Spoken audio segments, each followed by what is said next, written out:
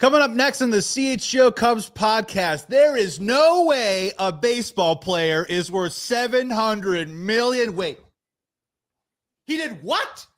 Holy cow. We're going to talk about Shohei Ohtani, baseball, a little Kyle Tucker, maybe a little Shota Imanaga. Coming up next on the CHGO Cubs podcast, brought to you by Toyota. Let's go.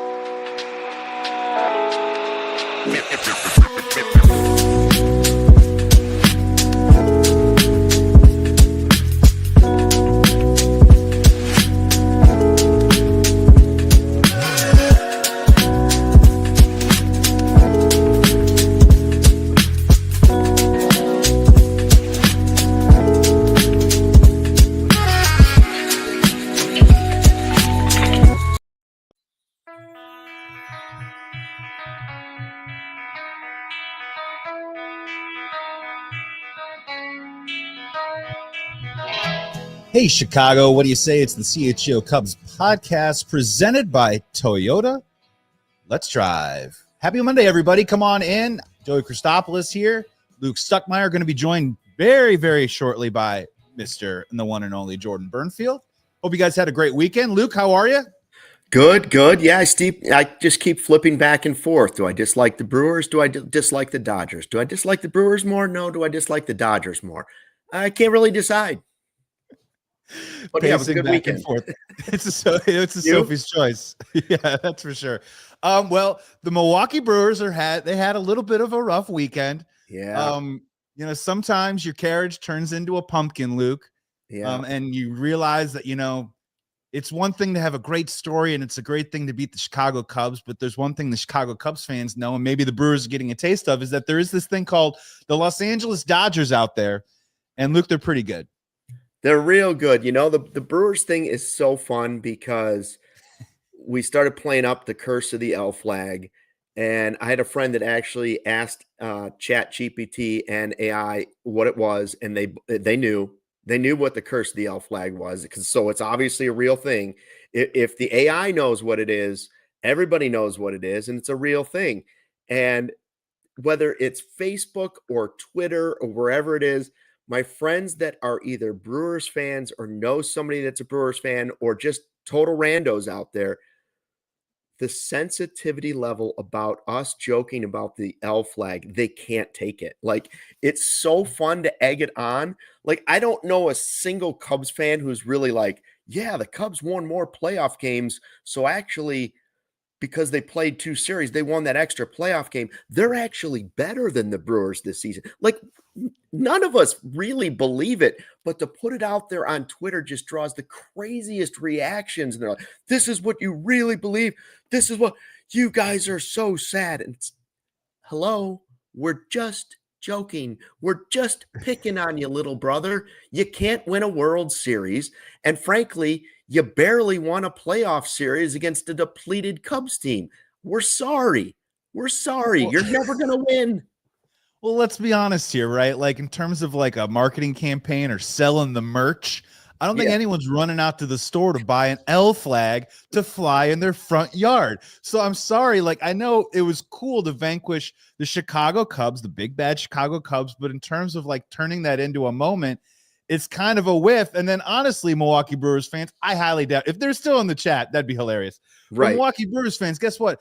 We did you a favor this weekend in terms of the rivalry back and forth, because no one's really paying attention to right now how bad you absolutely got taken to the woodshed by the Los Angeles Dodgers. And we're going to get into Shohei in a second, but Luke, just really fast, historical ineptitude from an offensive perspective, right? And that's the thing that I think Milwaukee Brewers fans are really feeling deep down inside, but their outward projection of it is this whole Cubs thing going on. That's right. 118 batting average. Never had a worse batting average in an NLCS for a whole team. 118. Even Justin Turner bats more than 118. Even Vidal Brujan had a higher batting average than 118. This is what you did in the NLCS. And again, I want to be clear. We are just picking on you. Look at Joey. Do you see what's going on? He's going with the trend that I set. He's wearing the all black. It's because we're in mourning. We're in the off season. It's the mourning off season. I like the black on black hat and the black shirt, but it signifies a sort of dying. that now we're just sitting here and we're in the darkness until spring training comes back. And all we have to do until then is pick on these sorry Brewer fans who just can't take it. We're going into the chrysalis until we become a cocoon once more and come out the butterfly in the next on the other half of spring training.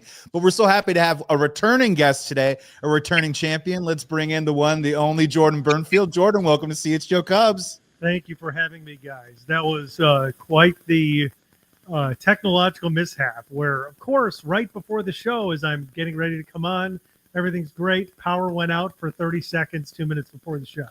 But the power went out on the Brewers very quickly. NLCS. You see what I did? So it's good to be on with you guys again. Great to have you. So I want to, we're going to talk plenty of Chicago Cubs. And I promise you this conversation that we're about to have is Cubs related. But if you can indulge us for a second, I think the three of us on this panel, and especially our producer, Sean Anderson today, we are first and foremost, we love baseball. We love watching baseball. We love watching our Cubs, but we love also talking baseball. And when greatness is put on your plate, I think we are remiss if we don't talk about it. So, Luke, I'll open this up to you first, and then Jordan, I just want to get your first. What were your impressions? What are your emotions when you think about what Shohei Ohtani did on Friday? 6 innings pitched, 10 Ks, did pitch into the 7th inning, but was lifted after a couple runners came on. But 3, just not even wall scrapers, not basket shots, guys. Balls that left the stadium, Luke. Just what Shohei Ohtani did on Friday in your eyes. Yeah, Ohtani's offseason went something like Chicago weather. If you don't like it today, wait an hour, like it's going to be different. And sure enough, he wasn't doing a whole lot. He was pitching, but he wasn't hitting all these home runs. And then he has, I don't even know what game are you going to argue is better? Like, it's the greatest playoff game performance in baseball history. It's probably the greatest baseball performance in baseball history. I don't need what regular season game has been better than that, right? And he's worth every penny. We'll go through some of that stuff, but it's just when you think he's, the Dodgers are doing this, and maybe in the regular season, you're like, maybe all that money's not going to pay off. Then he shows up and he makes everybody else look like they're playing college baseball while he's playing Hall of Fame baseball. Like, you're right. The home runs were majestic. And if the Brewers weren't already dead, he stabbed them 3 times in the heart, right? Like, they just collapsed on the field. What else could you do? Like, I wasn't even watching the game for the first one. He hits the first one. You're like, oh, that's impressive. Then the second one happens. And you're like, I was sitting there at the end of the game thinking, please let this order get around one more time, because I bet he hits a 4th one, right? Like, it was he got to the 7th or 8th in the lineup. They got really close. I thought to myself, there's no way he's not hitting a 4th home run. It's like it's written in the record books that it's already going to happen. It was so unbelievable. Kirk Gibson doesn't live up to that. I know it was the injury, but there's no other performance that lives up to that. And we love Game 7, but that's a team performance. This was one guy said, get on my back. I'm striking out 10 guys and I'm hitting 3 bombs, and the Brewers can go back to walleye season. Look, in terms of greatest game performance ever, because I had the same thought as a lot of people did Friday night watching this. Is like, how could it be better? There's a couple things that come to mind. One is, like, remember Sean Green had that 6-for-6 game, ironically, in Milwaukee, where he hit 4 homers and hit. I mean, so there are games where, like, in a single regular season game, you could quibble over what is the better performance. But given that this was a pennant clinching game and that this player is who he is, right? That he is a pitcher and a hitter. He is the best hitter on earth, and he is among the best pitchers on earth, right? Or you could argue, judge the slightly better hitter. I would say Otani, but the point is, like, the fact that he is both, that he could strike out the side in the top of the first, then launch a homer, then homer again, and give up 1 hit and 6. It's just the whole thing, I think, given the context of the game, might make it the greatest single performance that we've seen. And I saw this floating around on social media on Friday about how the Dodgers basically made back the $700 million in Ohtani's first season when you consider the global implications of, the Japanese media rights and all these things that inevitably were going to come with the signing of Ohtani. That's why when the Cubs were unseriously trying to acquire Shohei Ohtani, the thing that I kept coming back to is this is not only the best player in the world, this is a global brand. And there's a reason, because no one can do what he did on the field on Friday. There was nobody else that plays baseball on earth that I know of that could impact a baseball game in this way. And so, yeah, I mean, what he did was, look, we've all watched sports long enough where it's like, you feel like you've seen everything, but watching Friday felt like we were watching something that, like, I didn't know could possibly be done.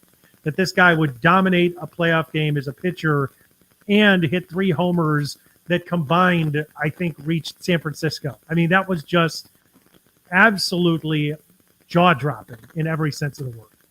Yeah, for me, it was one of those just beautiful romantic sports stories of I got home from work and I was supposed to, because I host the Big Ten show here for the All-City Network, I was going to sit down, watch myself some Nebraska and Minnesota. And I started getting some texts from a couple of buddies in LA who were at the game, and I wished them luck. And I saw, oh, okay, Ohtani strikes out the side in the first inning. All right, I'll hop over. And then Ohtani goes yard.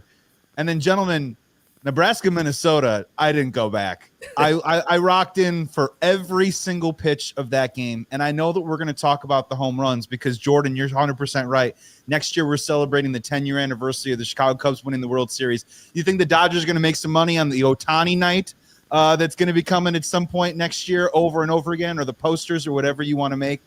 And it wasn't just the home runs. He was, and to Luke, your point, it was like a little league. It was a little league situation. Him standing on the mound, I was like, oh, this is just an athlete that can do whatever he wants in the game right now, and he's doing it. His fastball was hitting 100. His sinker was absolutely incredible. His slider was moving like an F-15. And it was for me, it was just I was watching greatness, right? And after the second home run, I was counting down the at-bats. I went on a walk with my dog and my wife. My wife came with, and we've been together 10 years, so she knows better at this point when I'm like kind of drilled in on something. And we're walking, and I'm on my phone, and I'm saying Ohtani comes up, and I put my arm around my wife because we both wanted to sit there and just watch Ohtani. And then, lo and behold, the Brewers pitch to him, and Miguel throws a ball over the plate, and he rocks it over the center field fence. So, gentlemen, we're trying to figure out what is the greatest game ever, right, in baseball history. I'm going to throw some options out at you. And we can kind of maybe debate where they come up short, or maybe where they get pretty dang close, or maybe they beat Shohei Ohtani. Okay. The first one was the most so first of all, everyone was asking about Babe Ruth, right? Like, what did Babe Ruth ever do anything like this? No, he did not. He hit 3 home runs in the 1926 World Series. He did pitch and hit in the same game several times. The one that had the best stats, if you will, was in 1918 against the Chicago Cubs. Pitched 8 innings, 2 runs. Hit a double in the game, only 4 strikeouts. And then you go on to the great ones, right? Reggie Jackson hitting 3 home runs, clinching Game 6 of the World Series. You've got Rick Wise in the regular season hitting 2 home runs and throwing a no-hitter in June of 1971. And then the one that I saw a lot that, honestly, I never really that was familiar with was Tony Cloninger in 1966 hitting 2 grand slams and having a complete game. The other one that I think might have the best run at it is Bob Gibson in Game 7, threw a complete game and hit a home run and struck out 10 guys. But Luke, even as I'm running these out there, yeah, Ohtani's numbers are better. And to Jordan's point, it was for the pennant. Do any of those compete with you? I don't think so. All of them are really impressive, but I think it's maybe is ironic the right word here that we have a guy named Jordan on the show today. Because it's the only thing I can think of, right? Like, what he did was Jordan-esque, right? It was MJ flu game. It was MJ leaving the hand up in Utah. It was, and Niren is saying that in the live YouTube chat here at the all-new CHGO Cubs YouTube channel. He's saying, like, Listen, the Dodgers are going to be not just a brand, they already are, but they're going to be a global brand for like 30 years, just like the Bulls are still a global brand, even though they're a bad basketball team now. Because of Jordan, they're a global brand. Well, Ohtani's going to do the same thing for the Dodgers if they weren't already. Like, especially in Japan. Like, that's not even – but what he's doing is sort of Jordan-esque. I was starting to think, like, forget the baseball thing. I think he's clearly the best baseball single-game performance. What about other sports? You have to start thinking about other sports. You got to start thinking about Jordan. You got to start thinking about Tiger. You got to start thinking about Serena and things like that. So as far as single events for one game in a postseason, only if it was in the World Series would it be bigger.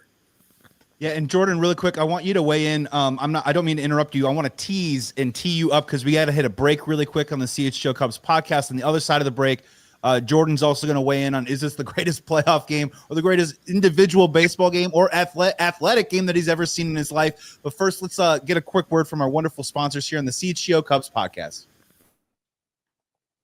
Hey, Cubs fans, whatever the moment, it's never ordinary at Bet365. Right now, new customers get up to $200 in bonus bets when you bet $5 win or lose. They also have the football early payout. So with the Bet365 early payout offer, you're a winner if your team goes up by 17 points with an instant payout on straight bets and parlay selections marked as winners. So download the app, use code CHGO365 when you sign up. They also have the 100% parlay boost. You can double your winnings on parlays with Bet365 100% parlay boost. So download the app and use the code CHGO365 when you sign up. Playoff season is right here. Basketball right around the corner. Hockey in full swing. Never better time to go to Bet365 and get $200 in bonus bets when you bet 5, win or lose. So use code CHGO365. And it can be used on spreads, totals, player props, whatever the moment, never ordinary with Bet365. You must be 21 plus or older if you or someone that you know has a gambling problem. Crisis counseling, referral services can be accessed by calling 1-800-GAMBLER in-app only. Let's get real for a second. The world has gone soft. Everybody needs a trophy just for showing up. Everything needs to be bubble wrapped. Have you heard this thing with the kids now? They're walking to school, but only uphill one way. I did it both ways when I was a kid. Soda used to have some kick. Now it's all about pretty colors and fizz. RC Cola is not a soft drink. It's just a damn good cola. The original cola that doesn't fold under pressure. RC's the OG cola in a world of spineless soft drinks. No trends, no gimmicks, no glow up. RC hasn't changed their stripes since 1905 because they don't need to.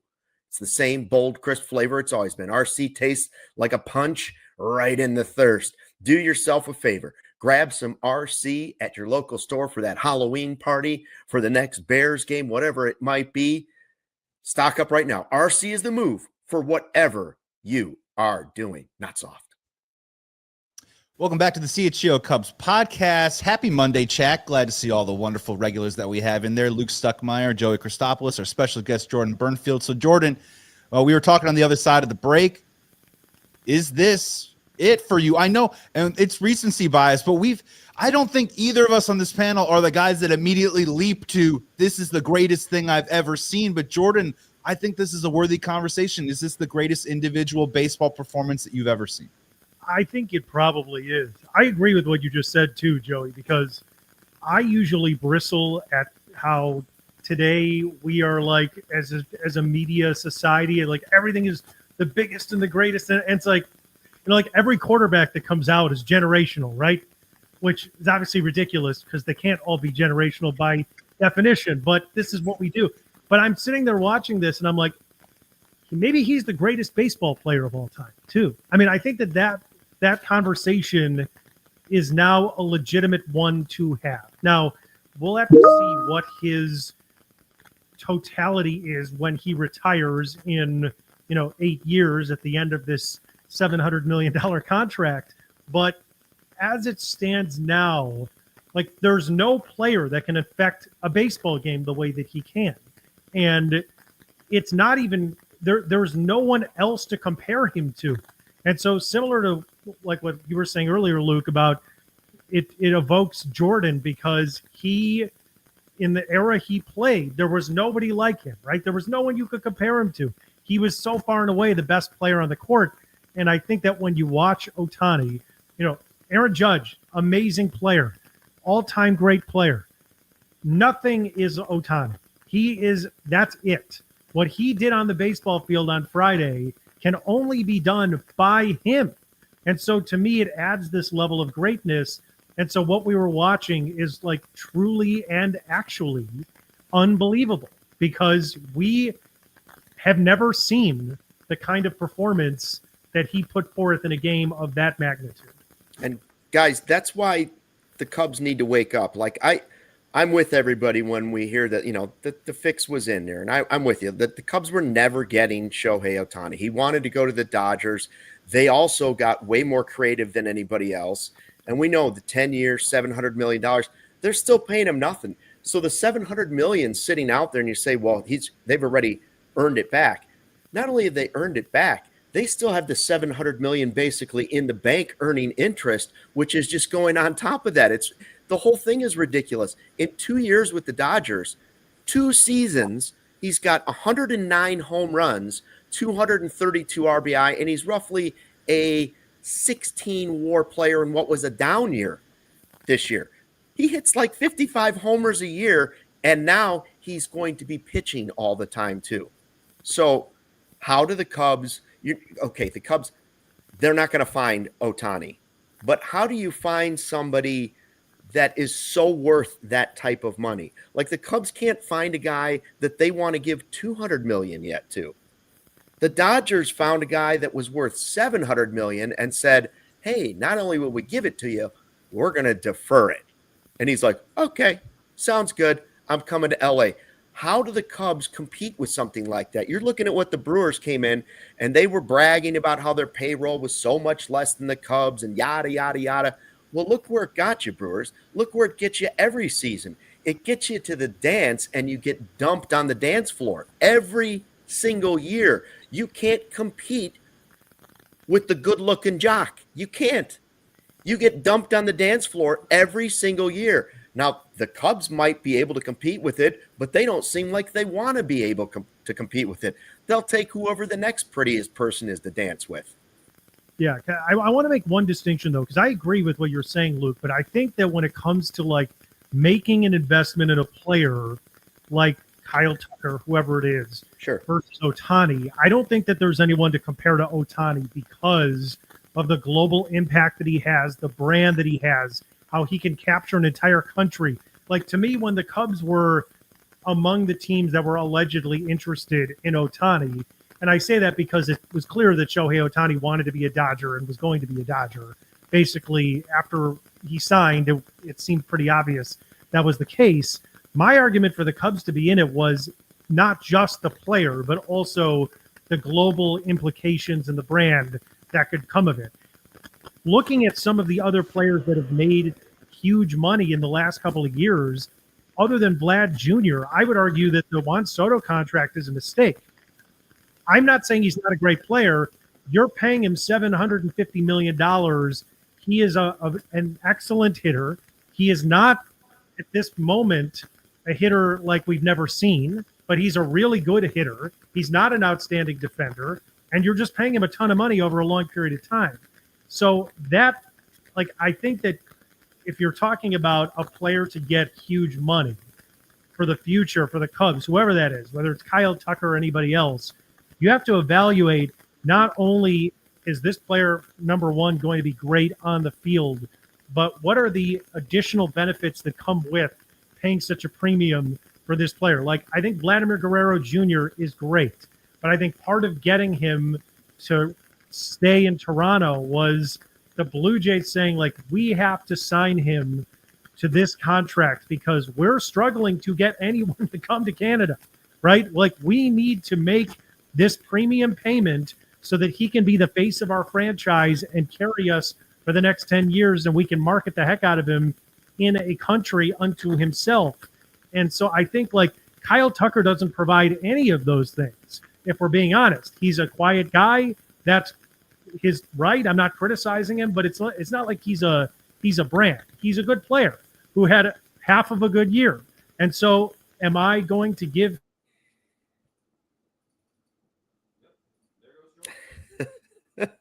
We lost Jordan.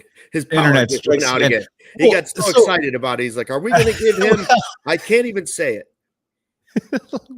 It was a string of curse words, Luke. We just had to dump FCC reasons that foul. So he was on track. He was on track with a really interesting point, though, Luke. And the thing that I was really kind of drilling in on was that I think it is fair to say that we have to keep Ohtani separate from all this, because you mentioned earlier he is at that. I mean, when I was watching him, I was thinking, man, this is the greatest thing I've seen since a lot of MJ stuff. Maybe Brady versus the Falcons, something along those lines. And what was interesting, maybe we're going to get Jordan back here in just a second, is he lost power again. He texted me. We need to give his power company a raise. Yeah, so the sponsor here on the show. But I think the one person that you talked about when we were saying the greatness factor is that I feel like Ohtani, if we want to compare them, I'm feeling all these comparisons actually to Tiger Woods for a couple of different reasons. The first one is he's at a level where this is just me feeling like a sports fan of, when the guy comes up at the plate, when the Kyle Tucker situation is in my head, I'm saying, oh man, can he do it? With Ohtani, it's like, oh man, he's going to do it. Like It's literally that two things. And that's what Tiger is. The other part is that Tiger raised the boat for all the other players around him, where he really was that crust above, where all these other guys then eventually got paid, but are they actually worth the exact money, that $700 million that Ohtani is worth? And frankly, I'll make the debate that Ohtani is worth $1 billion. So when you're looking at a player like Kyle Tucker, Luke, my question for you is, what do you make sense of when it comes to the Jon Heyman report that the Dodgers could be possibly pursuing Kyle Tucker? Are you taking that as, no kidding, they're the Dodgers? Are you taking it as they really value this guy? Maybe the Chicago Cubs should value him a little bit more? Or do you also think it could be sometimes a reporter putting a player attached to the name of a team, and all of a sudden now his market maybe gets a little bit more robust than it was the day before by releasing the report? What was your initial thought when you saw Jon Heyman saying that the Los Angeles Dodgers are going to pursue Kyle Tucker? I think it's like saying somebody was happy they won the lottery. Of course the Dodgers are going to go after Kyle Tucker, at least make an offer to him, because that's what they do. And that's the problem with you, and Jordan are right. Like, Ohtani has to be this separate thing. Okay. The Cubs weren't a factor in that. They should have been. $1 billion. He's Michael Jordan. You got to be if he's Michael Jordan, you have to be. Of course. And there is no price tag that's too much. What's the price tag that's too much? The Bulls decades later are still benefiting from Michael Jordan. So yeah, there is no price tag that was too much, especially when the guy's coming from Japan and you're bringing in all the international money that's coming with it. But the part that drives me crazy about the Cubs is, yeah, the Dodgers have this TV deal and they make more money, but they put it back in. And when Ohtani wasn't playing well at the beginning of this, which can happen to anybody, even Ohtani, right? Because it's baseball and 70% of it's failure, even if you're a great player. They had all of these other guys that are bigger names than anybody that's on the Cubs too. And so that's why it's nearly going to be impossible to beat them in the postseason. Like, we have a game 7 set up. That's great. Maybe any team catches fire and you can have a chance. But if you had to tell me that the Mariners or Blue Jays are going to beat the Dodgers, I don't believe it until I see it. Could it happen? Yes, because you're only talking about 7, maybe, baseball games. But the Dodgers have put themselves in this financial position of they deferred all this money on this incredible player, and they've surrounded him with guys that are better than everybody else that's on the other teams too. It's like having Joe Montana and then having every great wide receiver, having Walter Payton as your running back, and just putting a Hall of Fame defensive line out there and being like, well, yeah, they're going to lose to the Cleveland Browns this year. No, they're not. They're not. And I don't know how you deal with it, but the Cubs have to start accepting the fact that they have to start signing guys that make $200 million. We're not a mom and pop coffee shop anymore. You're one of the teams that can at least be in this conversation with the Dodgers. You're not on the same block, but you can at least live in the same subdivision. Yeah, absolutely. Let's roll into our second break here, Luke. Let's see if we get Yep. Jordan back. On the other side of the break, chat, hop in here. What does Jon Heyman reporting that Kyle Tucker is going to be pursued by the Los Angeles Dodgers? What does that mean to you? Does that mean that the Cubs got to come correct? Does that mean, obviously, they're going to spend a ton of money? Let's jump in the chat. Let's talk about it. But first, let's take a break here on the CHGO Cubs podcast. Hey, Cubs fans, Toyota has 25 vehicles with available all-wheel drive and four-wheel drive. The RAV4 has legendary versatility.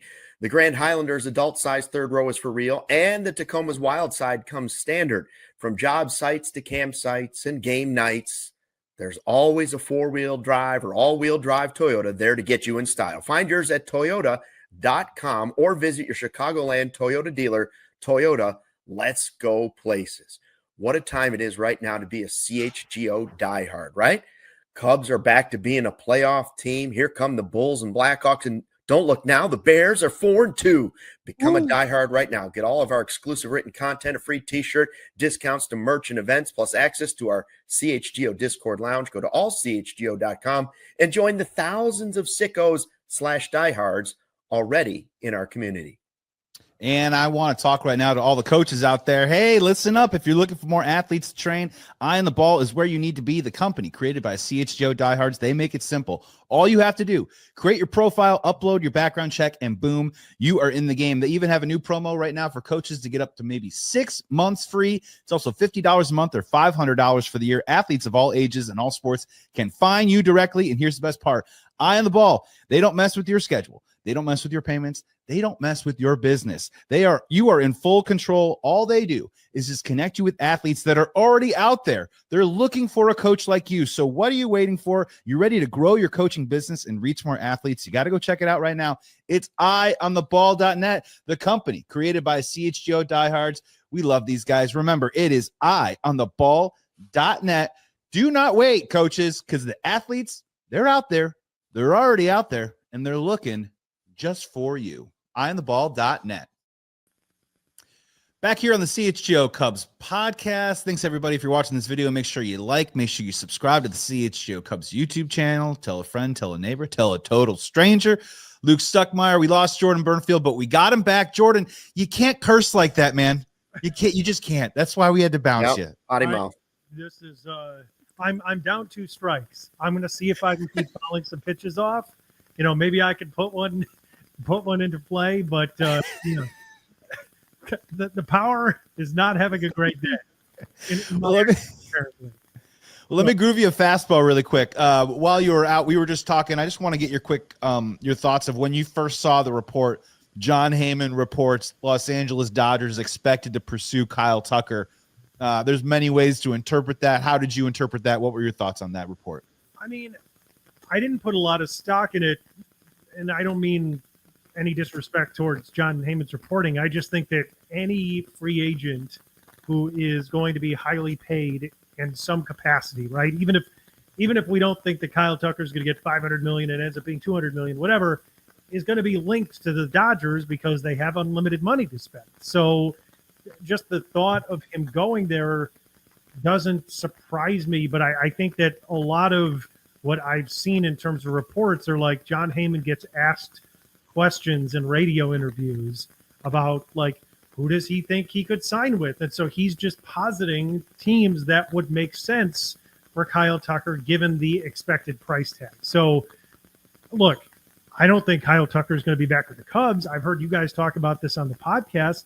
I think that we all are in agreement that it would probably be far more unlikely that he is on the Cubs next year than the opposite scenario. So sure, maybe the Dodgers are that team. I've seen speculation, and I think that's pretty much all you can call it, that the Rays' new ownership may make a run at Kyle Tucker because Tucker is from the Tampa area, I guess, and this could be their way of sort of announcing to the rest of baseball that things are going to be different under this new regime. So I'm sure there's going to be several suitors. I don't know how much money he's going to get, but I would think that in most cases, he's probably not going to be pursued by mid-market teams unless Tampa wants to do something with new ownership.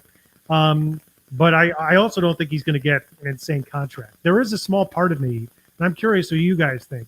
Do you think it's possible that because of the season Tucker had, that this ends up dragging into February and he ends up getting like a Cody Bellinger style, bridge contract, and then all of a sudden Jed can swoop back in and be like, look, you had a good run here. People like you. You like Wrigley. Why don't we do a 2-year deal with a 3rd-year option? Like, to me, that is more likely if the Cubs were going to get Tucker back than them spending $250 million or whatever it is to sign him. I don't know what you think, Joey, but I just feel like if that offer were out there, like if he comes back to the market somehow, I'm still not sure the Cubs are his choice. Like if that same offer is coming from Jed and the Dodgers and the Yankees or the Astros and all those teams are in play, I'm not sure the Cubs are his top choice. Like you could go to New York and pad your stats. You could go to LA and win a World Series. You could go back to Houston where you love it. Maybe you could go to Tampa where you're from. Are the Cubs the answer? Maybe, I guess. I don't know. I feel like there was more stacked against Cody Bellinger than there probably is for Kyle Tucker. Our guy Ron in the live YouTube chat a lot of times here, and he's one of our diehards, sent me this thing on Twitter, and he was like, look at the Dodgers, what they're – and I don't know. I didn't double fact check this. So, don't let the facts get in the way of a good story if I'm lying here. $752 million in revenue, $549 in payroll, $150 million in luxury tax, puts them at using 73% of whatever. Like Ricketts keeps telling us all of it goes back into the baseball team. But according to this graphic that Ron sent, the Cubs, the bottom 5 teams in baseball for revenue percentage and then payroll percentage and then taxes that come out of it, the Cubs are one of the bottom 5 teams in that for, going close to 100%. You know who the teams are with them? The Pirates, the Rays, the White Sox, and the Marlins.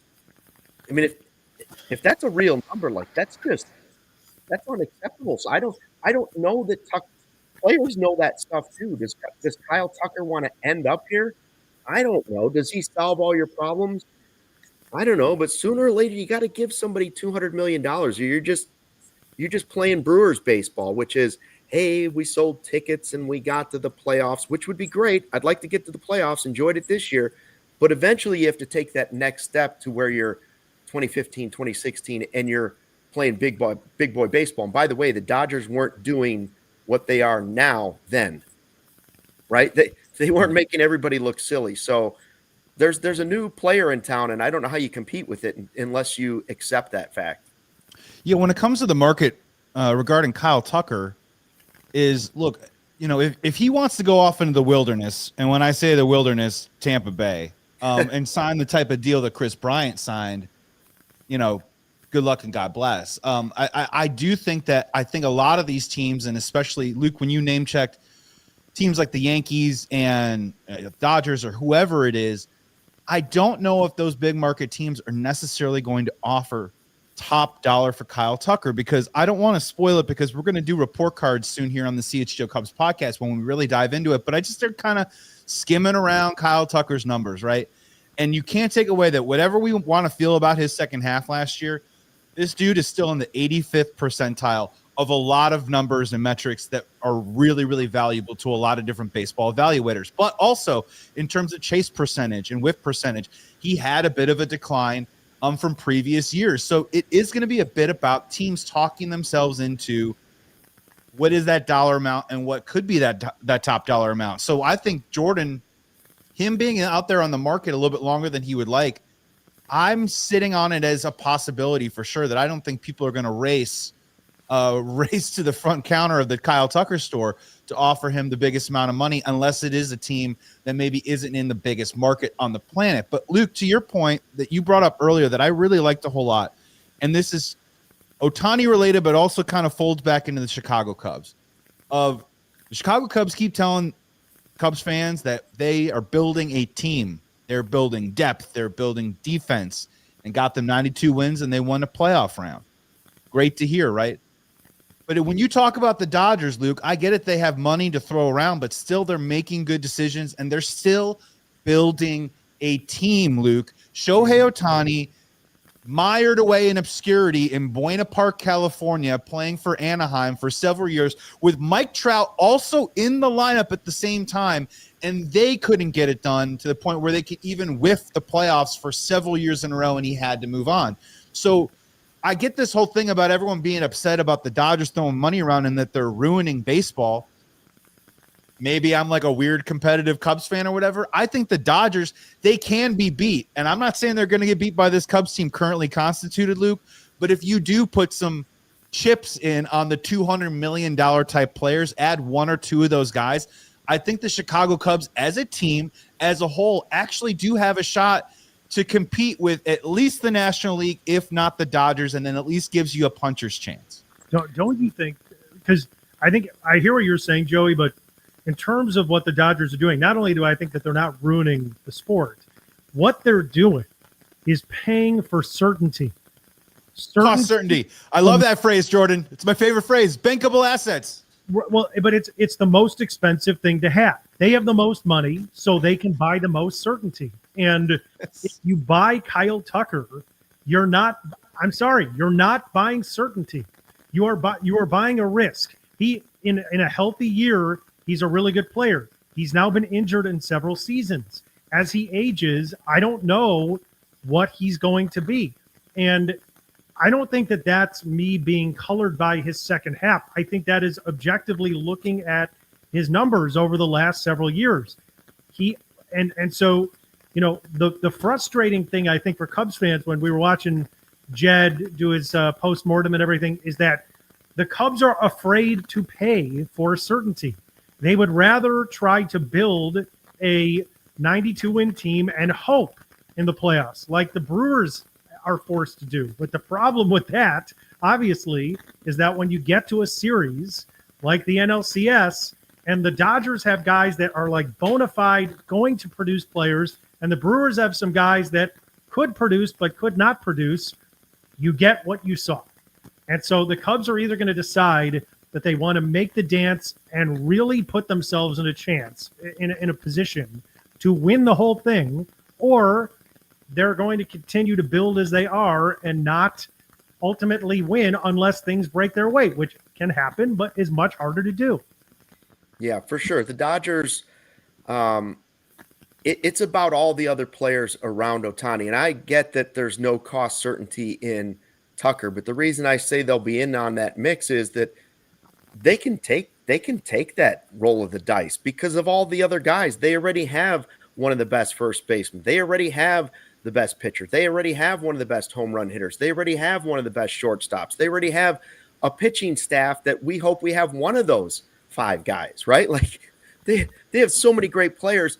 Outfield is one of the places where they're not extraordinary. Like not everybody is A+. So adding Tucker is just like one of those minor upgrades where it just gives them a little more cost certainty. And because they're doing so well, it doesn't even matter if it's a gamble. Like it's a way bigger gamble for a team like the Cubs who's not willing to go to $200 million to then put that gamble on a guy who's been hurt a lot, hasn't produced in the playoffs, only had a half a season this year. For the Dodgers, it's just like, sure, why not? So I'm not ruling out the Dodgers because they can make those moves as much as they want. When's the last time the Dodgers made a horrible decision? Right? Like everybody looks at there and they're like, well, they let so-and-so go. And it's like, yeah. And then Freddie Freeman came in and they let so-and-so go. And then they did it. And it's like, they just keep replenishing because they have endless assets. They signed Michael Conforto to a $17 million deal. And that is like the reason I hate Andrew Benintendi so much is because he makes $17 million a year. And Michael Conforto is an afterthought on a World Series team. Yeah, they found that under the couch. Yeah, Roki Sasaki looked like it might not have been a great move, but they said, you know what, man? Take the time off, and who knows if the whole time was spent him rehabbing and being hurt, or maybe it was more of a little bit of up here thing. And now he's a rock and closer on the team, right? And they have the patience and the wherewithal to take some guys maybe off the board and work with them and bring them back in and and all of a sudden now they're excellent. Jordan, let's get your comment really quick. We got to take our final break here on the CHGO Cubs podcast presented by Toyota. We're going to be right back on the other side of the break right after these messages. Winter is going to be here before you know it. The cold weather's on its way. Is your home's heating up for the challenge? Now's the time to schedule your Four Seasons heating, air conditioning, plumbing, and electric furnace tune-up. I've done it. Thinking about a whole home generator in case the power goes out this winter, they've got you covered. At Four Seasons, they guarantee same-day installation, no extra charge for nights, weekends, or holidays, and you can save up to $4,000 on furnaces right now and comfort systems with Four Seasons heating, air conditioning, plumbing, and electric. Furnaces start at $39 a month. Furnace AC combos from $57 a month. Call today and save $50 from your trusted local experts. They've been serving the community of Chicagoland for more than 50 years. Your trusted local experts. Four Seasons Heating, Air Conditioning, Plumbing, and Electric. Visit fourseasonsheatingcooling.com for all their special offers and money-saving coupons. That's Four Seasons Heating, Cooling.com. Don't get left out in the cold. And Luke, right now, Blackhawks win in overtime last night. Bulls about to tip off. Northwestern 5-2. I got a fever, and that fever is to get last-minute tickets. And if you want to get last-minute tickets here in Chicago, it's the Game Time app because it gives the advantage back to the fans. It is the hack for unlocking amazing tickets and experiences in just a few taps. Incredibly easy to use, and the Game Time guarantee means that you can trust that you'll get 100% authentic tickets on time and at the best price. Also, the best part, the fees are included. So instead of going to the checkout and realizing what just got tacked on to my order, what you see is what you pay up front. They've got amazing zone deals, so you can save even more when you choose a section and let Game Time choose the seats.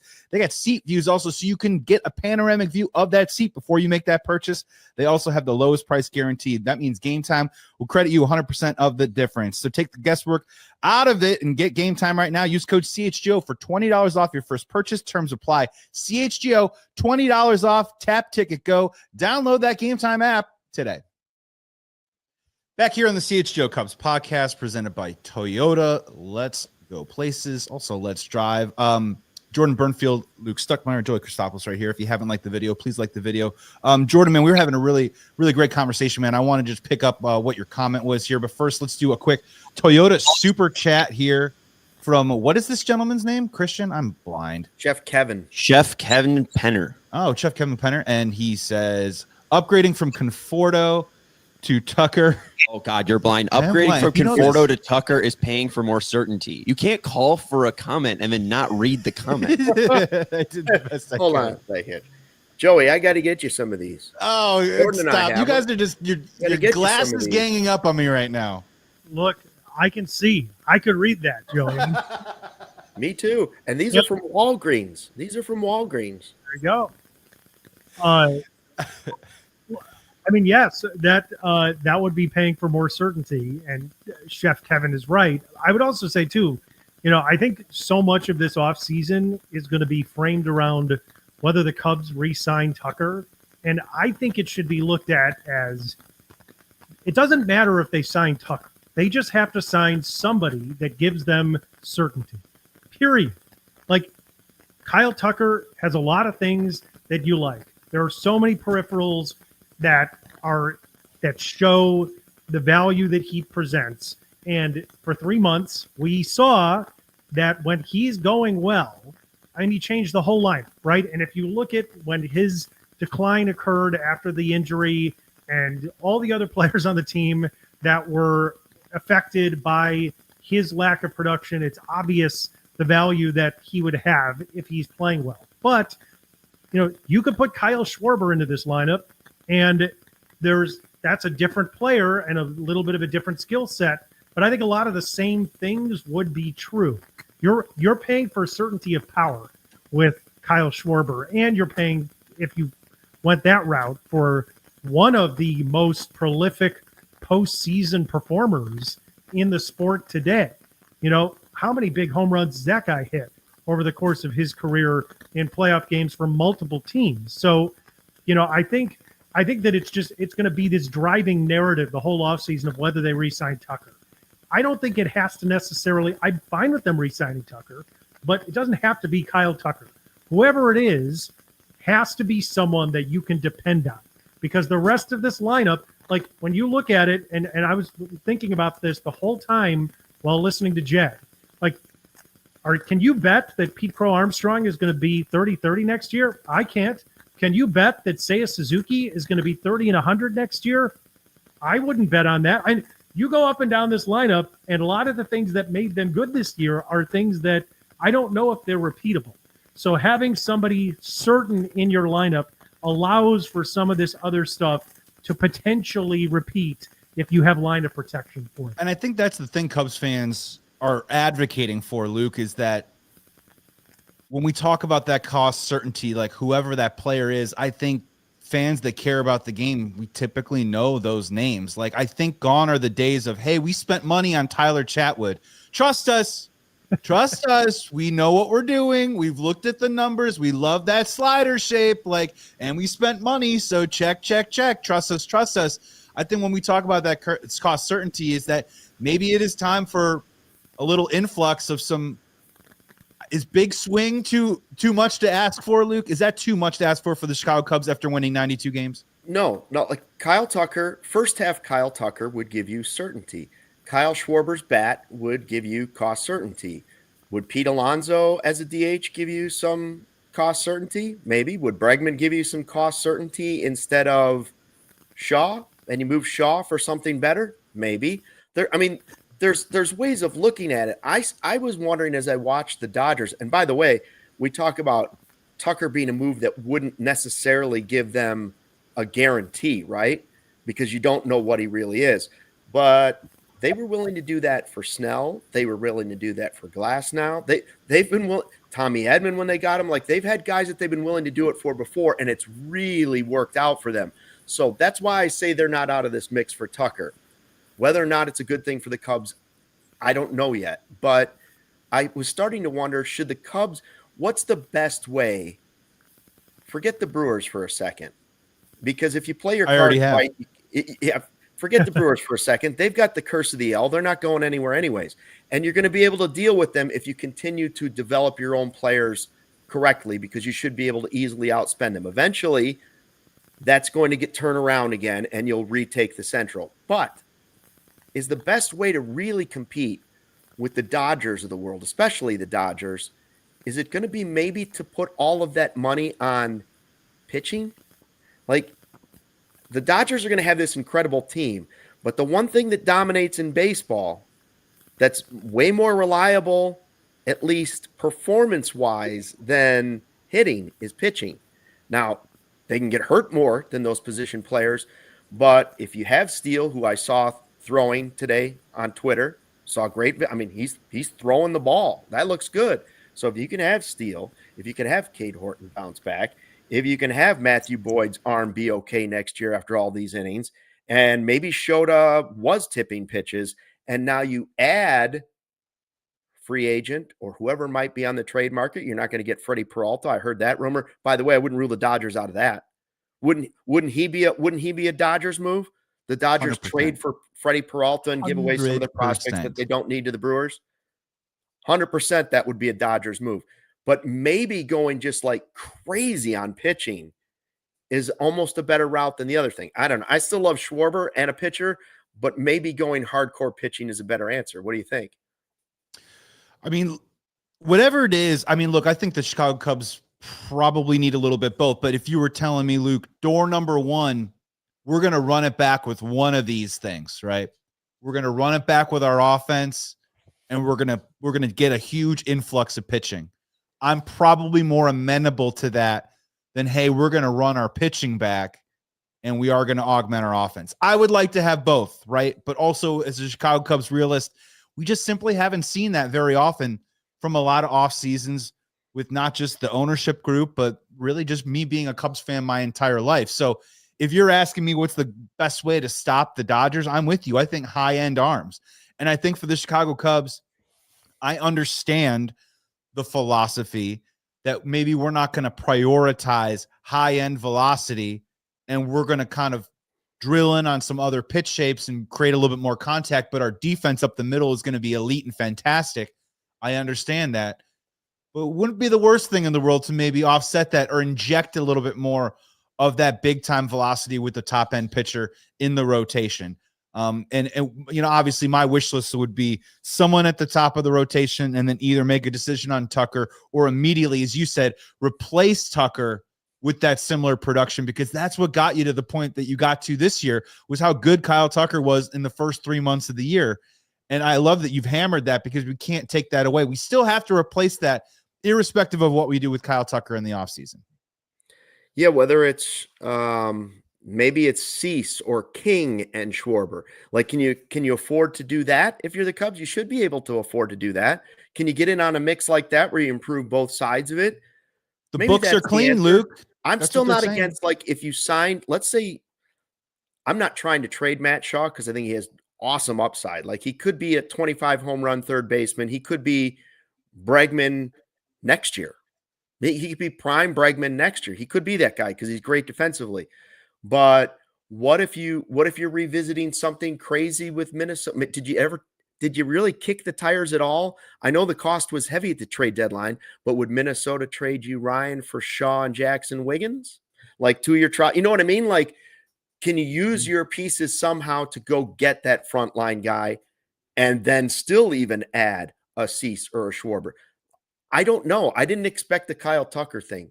So I hope Jed has already put some scenarios in his head that's going to at least get you on that track to another star player, whether it's a pitcher or a hitter, or hopefully both. Yeah, and you're hitting on something really important too, that just because there's a certain pool of free agent players out there doesn't mean that you can't acquire talent in other ways. And like you said, Luke, that could possibly be via trade. And trust me, we're going to come up with a ton of trade hypotheticals all deep into the winter long. Got a couple more minutes here to go on the CHGO Cubs podcast. Before we go though, Luke, I just want to get your take. Game 7, Mariners, Blue Jays. Who you got? Who you taking? Where you leaning? This thing has been... I don't remember who blows. I think I picked I want to say I've picked like the Blue Jays or Orioles every year to win the American League for like 5 years. And so I still think somehow Toronto finds a way, but it's fun to watch what the Mariners have. Like, the guys that they've acquired have been awfully helpful. And if you're looking for like a 3-star deal, like they've got Suarez, they've got Big Dumper, they've got Rodriguez, like they've got guys too. Just a gut feeling, I'll say Blue Jays, but it's nothing more than that. And I still think neither one of them beats the Dodgers. Yeah, I just can't wait to watch. Honestly, that's what I'm excited for. I'm sticking with the Mariners because they were my pick heading into the postseason. I picked them early on this year. Shane Bieber, by the way, was available pitching Game 7 for the Toronto Blue Jays. Yeah. My only thing about it really quick, and then, Sean, please weigh in, is that when we talk about the Mariners, if they win Game 7, I get it. It's the Dodgers and stuff. I don't like the Mariners very much in that matchup, just for the sole reason of I wonder if they're always going to look back and look at that 15-inning game where they had to use all 3 of their starters in that game to get it done. And then on their next turn, obviously credit to Toronto Blue Jays offense, but none of them really got through the 3rd inning after that. They all got blown up at one point or another. And you're just kind of wondering, are their best horses at the front of that rotation? Are they going to have enough gas to get it done? Sean, where are you landing? Just shout out to Niren, who said Shohei might finally get onto that flight to Toronto, like John Morosi said. But no, friend of the show, nice. John Morosi, you're going to do him like that, Niren. Come on now. Worse omen for the Toronto Blue Jays. Vladimir Guerrero Jr. showing up in a Toronto Maple Leafs jersey. Oh, no. They're losing. Oh, no. And he's hit like 500 this series, but that might be the first time he's gotten out. Golden sombrero time. That's his first swing in a miss I think he's had in like 8 or 9, 10 days, Luke. Oh, that's rough. If he wrapped himself in an L flag, he'd lose tonight, but that hasn't happened. So we'll see if the curse of the Maple Leaf continues. We got to get out of here on the CHGO Cubs podcast. Thank you so much for tuning in. Make sure that you like this video, subscribe to our channel, CHGO Cubs. Tell a neighbor, tell a stranger, tell a friend, tell a dog, and then the dog will have an owner. Tell a lover, whatever it takes. Lover, where is this show going? That's the producer. That's our producer, Sean Anderson. There, a family show. Tell a lover. We'll be back tomorrow, everybody. It's Tuesdays with Roman, so come on in. Make sure you hang out with us. More baseball talk, more Cubs talk. Luke Stuckmeyer, Joey Christopolous, the very romantic Sean Anderson. You guys, thank you so much for tuning in. We will see you tomorrow. And remember, Luke, fly Oh, The and W. you know what else? Hopefully Jordan's coming in on Wednesday, but we're going to have to check his power first. Thanks, Jordan. We're sending him over a kit. Thanks for tuning in, guys. We'll see you tomorrow. We all silly like the mayor.